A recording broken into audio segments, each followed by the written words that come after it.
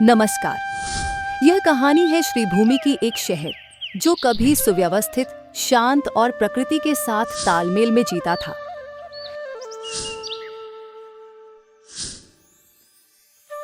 कभी श्रीभूमि असम के सबसे सुसज्जित नगरों में गिना जाता था। यहाँ की नालियाँ चौड़ी और गहरी थीं, इतनी सक्षम कि मूसलाधार बारिश भी जनजीवन को नहीं रोक पाती थी। सड़कों पर जलभराव नहीं होता था, घर सुरक्षित रहते थे और नगर हर मानसून में अपना संतुलन बनाए रखता था। पुराने जमाने में इन नालों की गहराई और चौड़ाई इतनी अधिक थी कि शहर के भीतर नावें चलती थीं, व्यापारिक सामान लेकर। फिर भी पानी का कोई आतंक नहीं था। वर्षा जल अपना रास्ता पहचानता था और उसी राह पर बहता था। लेकिन समय बदला। अब कुछ घंटे की सामान्य बारिश में ही श्रीभूमि थम जाता है। सड़कें पानी में लुप्त हो जाती हैं, दुकानें समय से पहले बंद हो जाती हैं।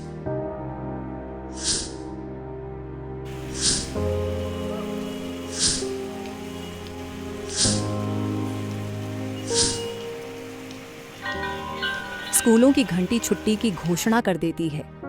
हर घर में चिंता बस जाती है, फिर से पानी भर गया।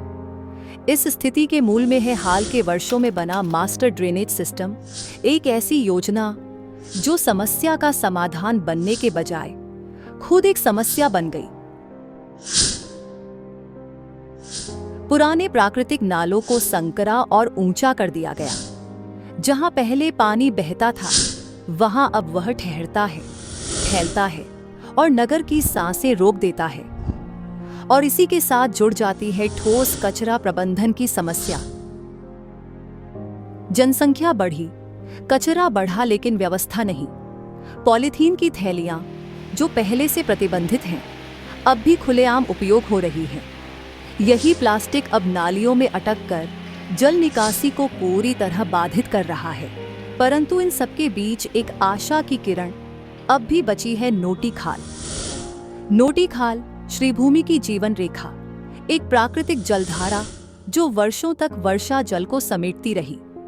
यह न केवल एक प्रवाह थी, बल्कि एक भंडारण थी, एक सामूहिक जल रक्षा प्रणाली। आज यह खाल अतिक्रमण, गाद और कचरे में जकड़ी हुई है। लेकिन यदि इसे फिर से जीवित किया जाए, इसकी सफाई, खुदाई और संरक्षण किया जाए, तो यह श्रीभूमि का सबसे बड़ा वर्षा जल भंडारण केंद्र बन सकती है। इसकी पुनर्बहाली से जल जमाव की समस्या को स्थायी रूप से कम किया जा सकता है। नोटी खाल को बचाना दरअसल श्रीभूमि को बचाना है। श्रीभूमि के लोग किसी चमत्कार की मांग नहीं कर रहे।